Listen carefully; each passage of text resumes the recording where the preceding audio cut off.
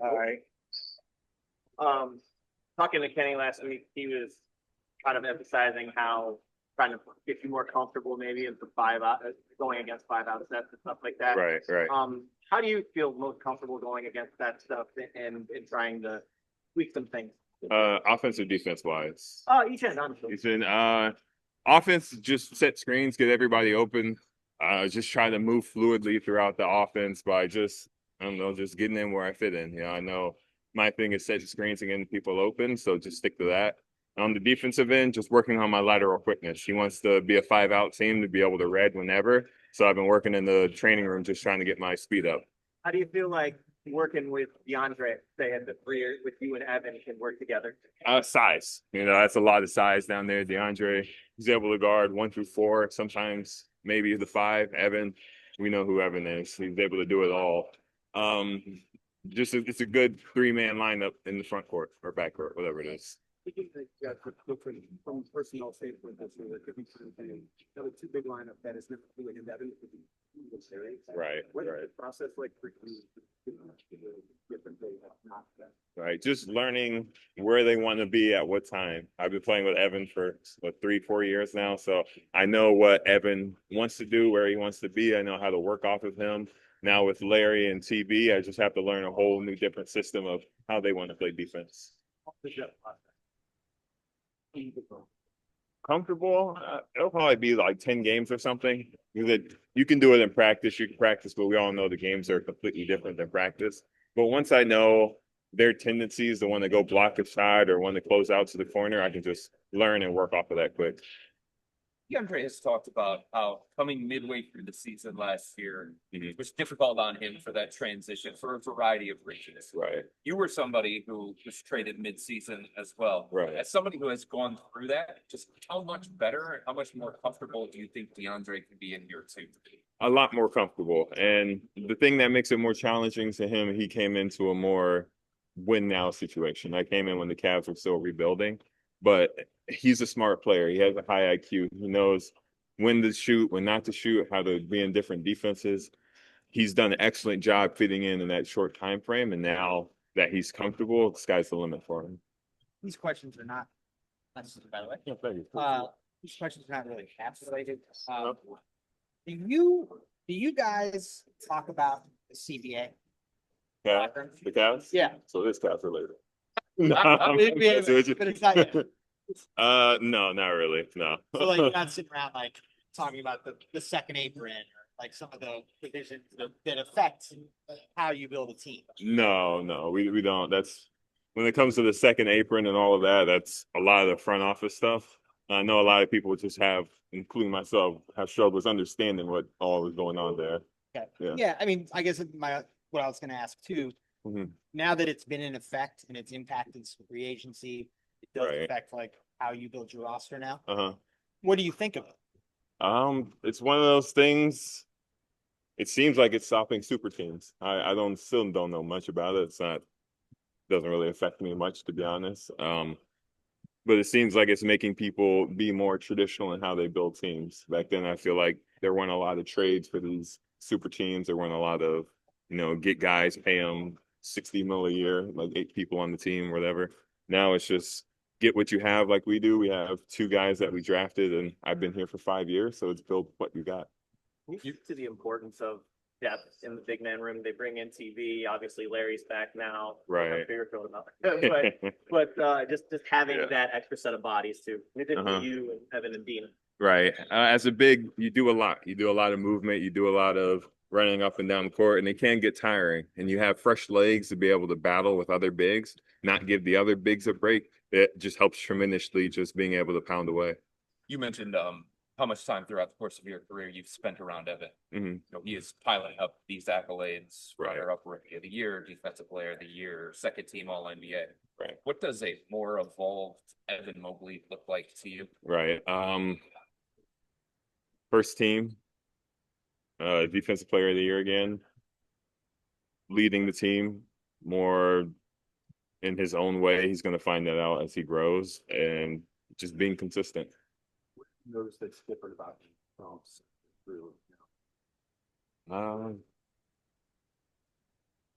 Probably just how he just goes about being on the court. He's trying new things. He's trying out things that he learned in the summer when we play pickup, shooting the ball a lot more confidently, and just, you know how Evan is, still being himself.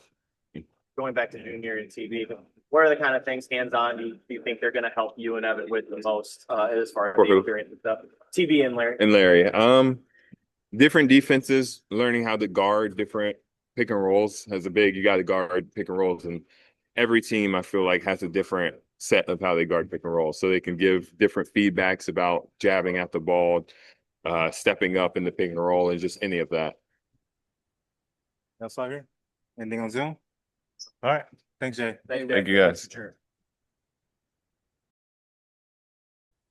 Just talking to Jay about the big man depth, bringing in TB and Larry being back, obviously. How's that going to help you guys?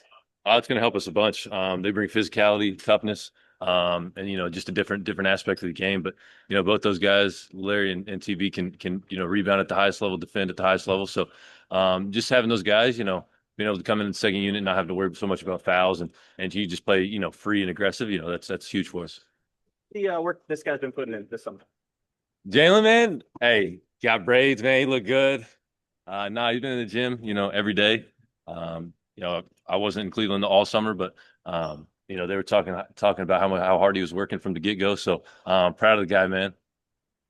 That's what I'm here for, man.